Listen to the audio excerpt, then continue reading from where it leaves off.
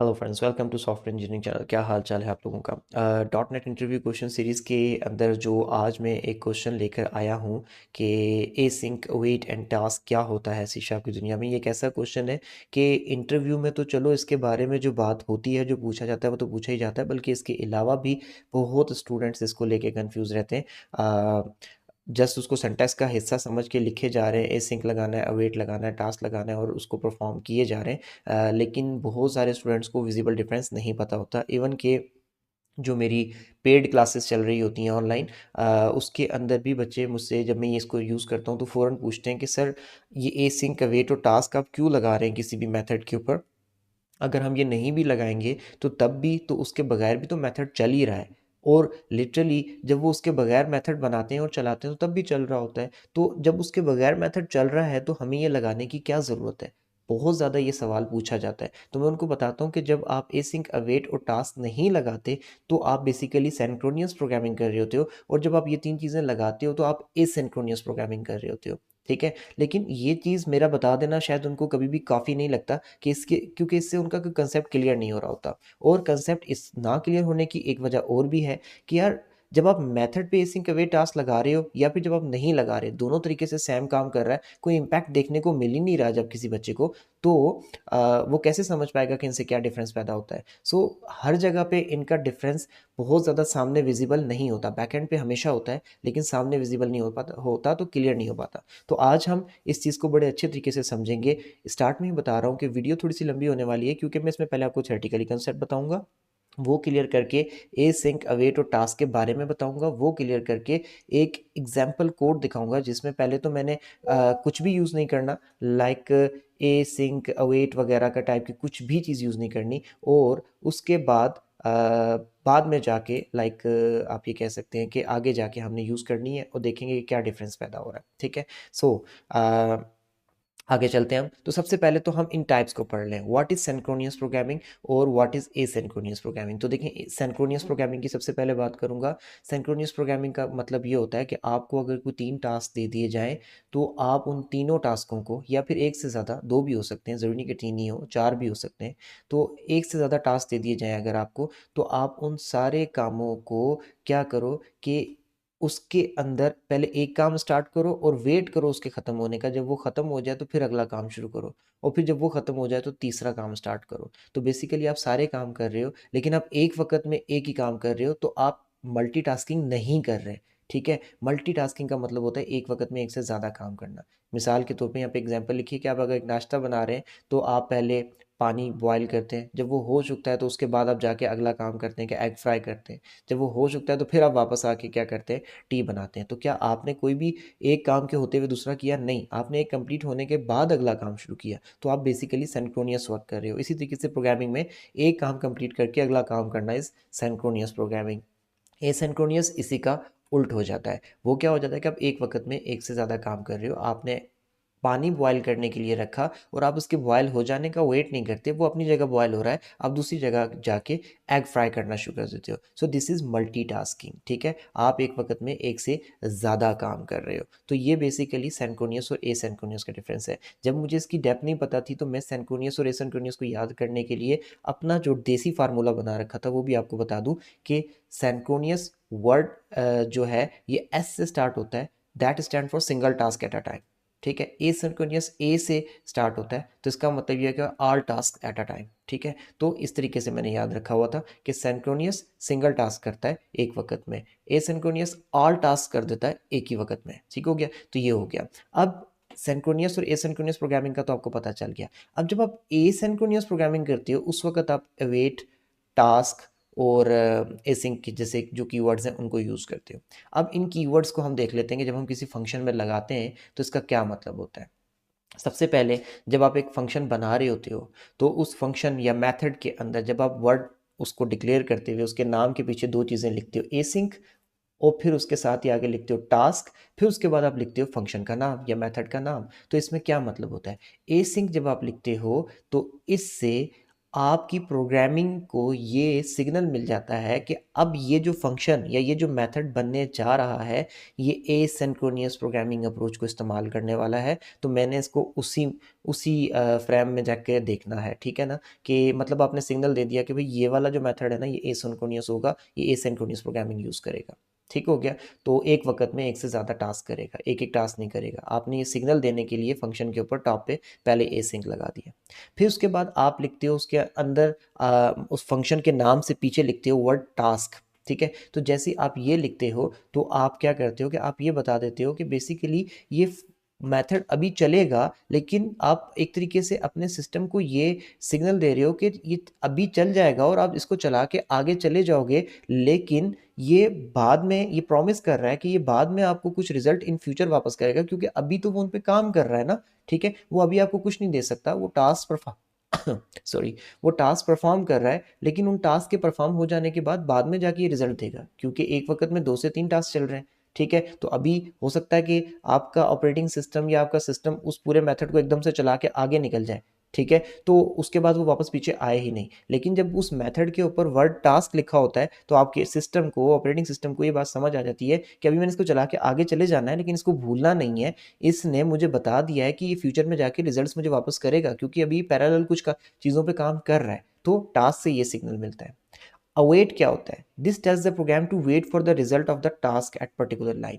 अब अवेट आप उस जगह पे लिखते हो, उस टास्क के पीछे लिखते हो जिसका आपको लगता है कि ये इंतज़ार करवाएगा। मतलब आप एक वक़्त में एक से ज़्यादा काम कर रहे हो और एक काम ऊपर हो रहा है और दूसरा काम जो है वो साथ ही नीचे हो रहा है, तो आप क्या करते हो, आपको पता है कि ये काम थोड़ा-सा ज़्यादा टाइम लगाएगा, इसी के लिए मुझे वेट करना है। आप उसके पीछे वर्ड अवेट लिख देते हो। तो होता क्या है कि वो वेटिंग में डाल के सिस्टम आगे चला जाता है, बाकी काम करता है और उसके लिए वेट करता है कि मुझे इस टास्क के कंप्लीट होने के लिए वापस आना है। ठीक हो गया? और ये वही टास्क है जिसका ऊपर लिखा गया है, और ये वेट करने वाला सिनेरियो क्यों पैदा होता है? क्योंकि हमने सिंक्रोनस लगाया हुआ ही था।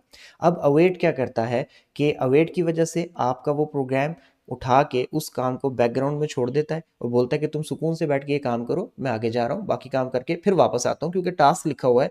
तो ज़ाहिर सी बात है, तुम्हारे पास वापस मुझे आना पड़ेगा, क्योंकि तुमने मुझसे प्रॉमिस किया है कि तुम कुछ रिजल्ट वापस करोगे। तो वो आगे चला जाता है प्रोग्राम, तब तक बाकी काम करता है टाइम ज़ाया किए बगैर। और जब ये रिजल्ट अपना रेडी कर लेता है तो अवेट के पास आके तो वापस उसका रिजल्ट ले लेता है। ए सिंक टास्क अवेट ये काम करता है। मैं आपसे बिल्कुल भी ये नहीं कह रहा कि इन तीनों लाइनों पे आपको 100% ये बात समझ आ गई होगी, बट एटलीस्ट इसकी बेस पे आपके माइंड में जो स्केच मैं बनाना चाह रहा था वो बन चुका है। अब जब मैं आगे कोडिंग पे जाऊँगा तो मैं आपको ज़बरदस्त तरीके से ये चीज़ करके दिखाऊँगा, तो आपको और ज़्यादा क्लियर हो जाएगा। फ़िलहाल के लिए मैं रिपीट कर रहा हूँ, एसिंक आप अपने मेथड पे इसलिए लगाते हो कि आप प्रोग्रामिंग के एनवायरनमेंट को सिग्नल दे रहे हो कि ये वाला मेथड एक वक़्त में एक से ज़्यादा काम करने वाला है। टास्क आप इसलिए लगाते हो कि आप उस फंक्शन के ऊपर, उस मेथड के ऊपर ये सिग्नल जनरेट कर रहे हो कि ये वाला फंक्शन एग्ज़ीक्यूट करके तुम आगे मत निकल जाना, तुम वेट करना, ये वे आगे निकल जाना बेशक, लेकिन वापस आना, ये कुछ ना कुछ रिजल्ट वापस करेगा बाद में, इन फ्यूचर रिजल्ट वापस करेगा। और अवेट आप उस लाइन के ऊपर लिखते हो जिसने पर्टिकुलरली इन फ्यूचर रिजल्ट वापस करना होता है, जो कि टास्क टाइम ले रहा होता है। ठीक हो गया? अब ये चीज़ क्लियर हो गई। अब इसके बाद प्रोग्रामिंग इन्वायरमेंट में चलते हैं और आगे देखते हैं क्या होता है। ओके, देखिए अब मेरे सामने यहाँ पर एक जो है ज़बरदस्त किस्म का प्रोग्राम लिखा हुआ है, और ये प्रोग्राम बेसिकली क्या कर रहा है, ये एक सिंपल सा सी शार्प का प्रोग्राम है जिसमें मैंने लिखा स्टैटिक वॉइड मैन, और एक मतलब एक मैन फंक्शन बनाया और उसमें एक बॉयल वाटर का फंक्शन कॉल किया। अब बॉयल वाटर का फंक्शन क्या करता है, सबसे पहले स्क्रीन पे लिखता है बॉइलिंग दी वाटर, और फिर अब क्योंकि ज़ाहिर है हकीकत में तो हम पानी बॉयल कर नहीं रहे, तो मैंने यहाँ पे सिम्युलेट कर दिया टास्क डॉट डिले 10,000 मिली सेकेंड डॉट वेट। देखो वेट, हमने कहा था ना कि नॉर्मली आपका जो सिंपल सिंक्रोनियस प्रोग्रामिंग होती है उसमें वेट हो रहा होता है कि एक काम जब कंप्लीट हो तो फिर अगला करें। ठीक है, तो मैंने इसलिए डिले के आगे वेट लिख दिया। ठीक है, अब मैंने वेट लिख दिया, तो यहाँ पर आप ये कह लो कि एक्चुअल सारा प्रोसेस हो रहा है बॉयल होने का वाटर। तो अब क्योंकि यहाँ पे एक्चुअल वाटर तो है नहीं, तो मैंने यहाँ पे 10 सेकेंड का वैसे ही डिले जो है सिमुलेट कर दिया। तो अब यहाँ पे क्योंकि मैंने 10,000 लिखा है, तो 10,000 millisecond is equal to 10 second, तो ये वो वाली बात है।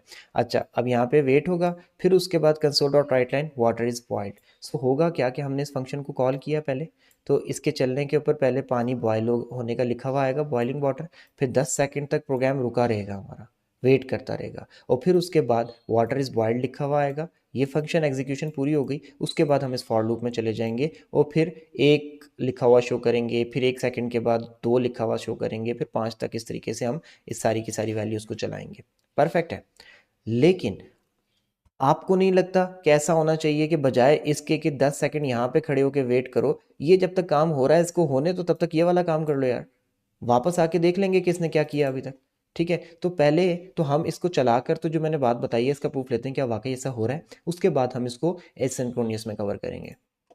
तो मैं इस प्रोग्राम को रन कर रहा हूँ और ये देखिए मैंने आपके सामने रन कर दिया। अब इसके आउटपुट देखिएगा, बॉइलिंग वाटर अब यहाँ पे स्टक हो गया, अब 10 सेकंड वेट करेगा, जबकि हमारे पास दूसरा काम मौजूद है, ये जाके कर सकता है, नहीं करेगा क्योंकि सिंक्रोनियस में है, एक काम कंप्लीट करके दूसरा करना है। 10 सेकंड पूरे हुए, पानी बॉयल हुआ, अब आहिस्ता आहिस्ता आहिस्ता दूसरी फॉर लूप की तरफ आया और वो चलाई इसने। ठीक है, अब मैं इसको कन्वर्ट करने जा रहा हूँ किस में, एसिंक्रोनियस में। मैं ये चाहता हूँ कि ये फंक्शन भी एसिंक्रोनियस हो जाए, ये फंक्शन भी एसिंक्रोनियस हो जाए। तो सबसे पहले तो मुझे यहाँ पर एसिंक लिख कर ये सिग्नल देना पड़ेगा कि भैया ये फंक्शन एसिंक्रोनियस प्रोग्रामिंग करने वाला है, एक वक्त में एक से ज़्यादा टास्क करने वाला है। ठीक है, इसके ऊपर भी मैं यही सिग्नल देने जा रहा हूँ क्योंकि ये उस पैटर्न का हिस्सा बनने जा रहा है। अब वाइड वाइड क्या होता है, रिटर्न टाइप। ये फंक्शन क्या रिटर्न करेगा, ये फंक्शन कुछ भी रिटर्न नहीं करेगा, लेकिन ये फंक्शन एक प्रॉमिस कर रहा है कि जब तुम वापस आओगे मेरे पास तो मैंने अपने काम कंप्लीट करके रखे होंगे। तो इसका मतलब यहाँ पे हम टास्क लिखेंगे, Sam in this case task लिखेंगे। ठीक हो गया। अब अक्सर इन फंक्शनों के नाम के आगे एसिंक लिख दिया जाता है, ये एक अप्रोच है, आप नहीं भी करेंगे तो कोई मसला नहीं, ये इसलिए ताकि पता चल जाए कि इस फंक्शन के अंदर आपको काम करते हुए अवेट यूज़ करना पड़ेगा। अब जब हमने एसिंक को टास्क दोनों में लगा दिया तो एसिंक को टास्क लगाने के बाद आपको वेट करने की ज़रूरत नहीं होती, आप एक किसी काम के कंप्लीट होने का वेट नहीं करते क्योंकि ये सिंक्रोनियस अप्रोच है। इसको भी ख़त्म कर दो, इसको भी ख़त्म कर दो, दोनों ख़त्म कर दिए। अब अगली बात करते हैं। अब आगे बात हमने क्या करनी है, आप इसके पीछे अवेट लगा सकते हो। अवेट इज समथिंग, क्योंकि ये वो एक्चुअल प्रोसेस है जो कि हो रहा है, टाइम ले रहा है, तो इसके लिए खड़े होकर वेट करना है। सैम इन दिस केस, ये देखिए मैंने बताया था ना, जो चीज़ टाइम लेती है उसके पीछे आप अवेट लगाते हो। ठीक है, अब इसके बाद मैं क्या करता हूँ, हमने ये कहा था कि टास्क लिख के हम प्रॉमिस करते हैं कि आप किसी फंक्शन को चला के तो वापस चले जाओ, वो उस वक्त बेशक कुछ भी आपको रिटर्न ना करे, रिजल्ट वापस ना दे, अपना कुछ भी फाइनल एग्जीक्यूशन का जो जवाब है वो ना दे, लेकिन वो इन फ्यूचर देगा। ठीक है, तो बॉयल वाटर को हमने यहाँ पे चला दिया, सही है, तो इसको चला के हम किसी वेरिएबल में रख लेते हैं। वेरिएबल बॉयलर बना लेता हूँ, बॉयलर इज इक्वल टू ऐसे करके। ठीक है, अब मैंने इसमें इसको रख लिया। अब बॉयल वाटर का जो फंक्शन है वो बॉयलर में पड़ा हुआ है।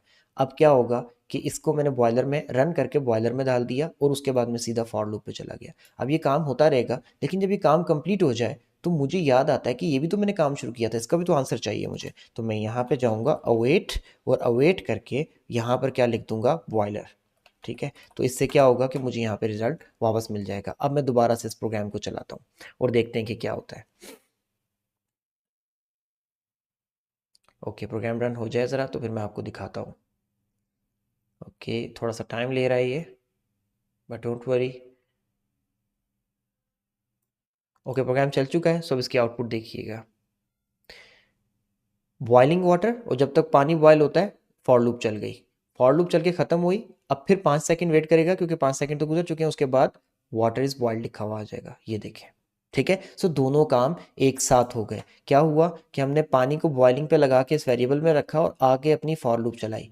फॉर लूप चला के जब फारिग हुए तो फिर दोबारा इसके पास चले गए और वेट लगाकर कि हम अब तुम्हारा इंतजार कर रहे हैं, बाकी सारे काम कंप्लीट कर चुके हैं। तो इसने फिर बाकी के जो 5 सेकंड थे वो लिए और उसके बाद जो काम चल रहा था बैकग्राउंड में वो कंप्लीट करके वाटर इज बॉइल्ड लिखा हुआ दे दिया। सो बेसिकली हमारी फॉर लूप 5 तक चलनी थी और हर एक आइट्रेशन में 1 सेकंड लगना था।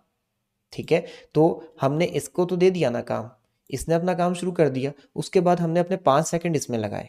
जब 5 सेकंड इसमें लग गए तो हमारे 5 सेकंड, वो जो 5 सेकंड इसमें लगे वो 5 सेकंड बेसिकली इसके भी पीछे इस्तेमाल हुए, वो पीछे कहीं बैठ के काम कर रहा था क्योंकि हम उसको अवेट वाले एनवायरनमेंट में डाल चुके हैं। उसके बाद फिर दोबारा से जब हम यहाँ के खड़े हुए तो ये जनाब अली बाकी के जो 5 सेकंड रह गए थे, क्योंकि इसने 10 सेकंड चलना था, वो 5 सेकंड और उसने वेट कराया और उसके बाद हमें वहीं से आगे जवाब दे दिया।